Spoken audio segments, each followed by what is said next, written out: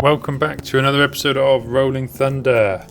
Today we got the Mini in for a tune with the Grandmaster himself, Alan.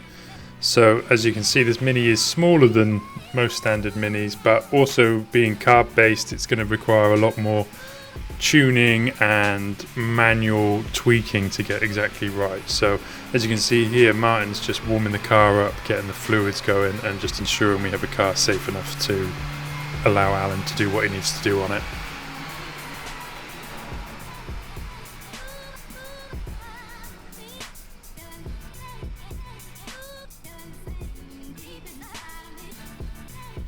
Okay, so once we're all happy with how the car is running, it's time for Alan to get to work. So as you can see here, all he's doing is slightly advancing the timing here, and seeing where we're going to go. So we'll now do another base read of the car, make sure it's all running fine, and Alan will then get back to it.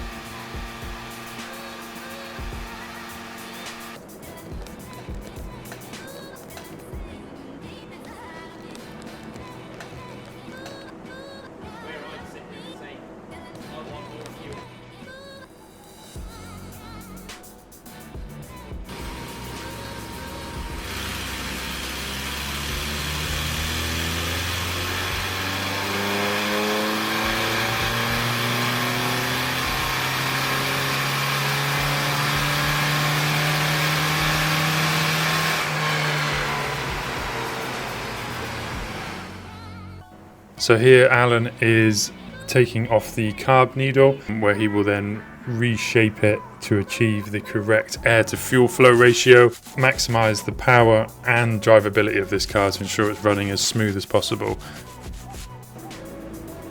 Once that's now back on, carb cover goes back on. One more run on the dyno here, make sure everything's as it should be, and see if we can get any more out of the engine.